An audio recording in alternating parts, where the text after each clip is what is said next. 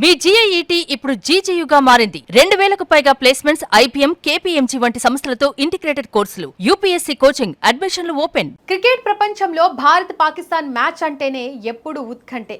అటు ఆటగాళ్ల మధ్య గట్టి పోటీ, ఇటు ఫ్యాన్స్ మధ్య భారీ అంచనాలు ఉంటాయి. తాజాగా ఐసీసీ మహిళల టీ20 ప్రపంచ కప్ 2026 టోర్నమెంట్ లో భాగంగా భారత్ పాకిస్తాన్ జట్లు తలపట్టాయి.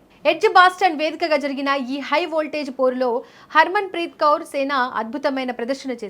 ప్రత్యర్థి పాకిస్తాన్ పై 64 పరుగుల తేడాతో భారీ విజయాన్ని సొంతం చేసుకుంది. ఈ గెలుపుతో టీమిండియా ఫ్యాన్స్ సంబరాల్లో మునిగిపోయారు. అయితే మ్యాచ్ ముగిసిన వెంటనే సోషల్ మీడియాలో ఒక వీడియో హల్చల్ చేసింది. మైదానంలో team India captain Harman Preet Kaur, Pakistan captain Fatima Sana మధ్య జరిగిన గొడవ ఆ వీడియోలో కనిపిస్తోంది. హర్మన్ ప్రీత్ కౌర్ ఫాతిమా సనా పీక పట్టుకున్నట్లు కూడా అందులో స్పష్టంగా ఉంది. అంపైర్ల ముందే ప్లేయర్లు కొట్టుకుంటున్నారంటూ ఈ వీడియో క్షణాల్లోనే వైరల్ అయింది.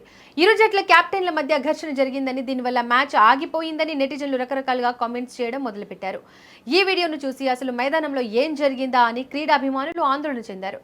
నిజంగానే కెప్టెన్లు అంతలా ప్రవర్తించారా అని చాలా మంది షాక్ అయ్యారు. వాస్తవానికి ఆ వీడియోలో ఉన్నది ఏమాత్రం నిజం కాదు. మ్యాచ్ సందర్భంగా మైదానంలో ఎలాంటి గొడవలు జరగలేదు.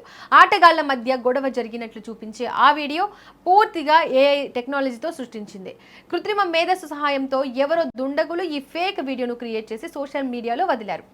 దీనిని నిజమని నమ్మిన కొందరు నెటిజన్లు ఆ వీడియోను షేర్ చేస్తూ తప్పుడు ప్రచారం చేస్తున్నారు.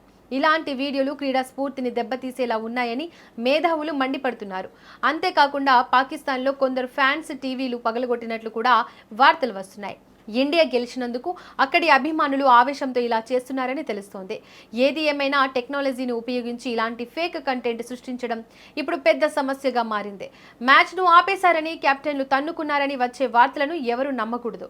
టీమిండియా అద్భుతమైన ఆటతో విజయం సాధించింది. అనవసరమైన రూమర్లను నమ్మకుండా కేవలం ఆటను మాత్రమే ఆస్వాదించాలని క్రీడా విశ్లేషకులు సూచిస్తున్నారు.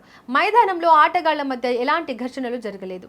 ఇది కేవలం తప్పుడు ప్రచారం మాత్రమే. కాబట్టి ఫ్యాన్స్ అప్రమత్తంగా ఉండాలి. టీమిండియా సాధించిన ఈ ఘన విజయాన్ని సెలబ్రేట్ చేసుకోవడమే ముఖ్యం.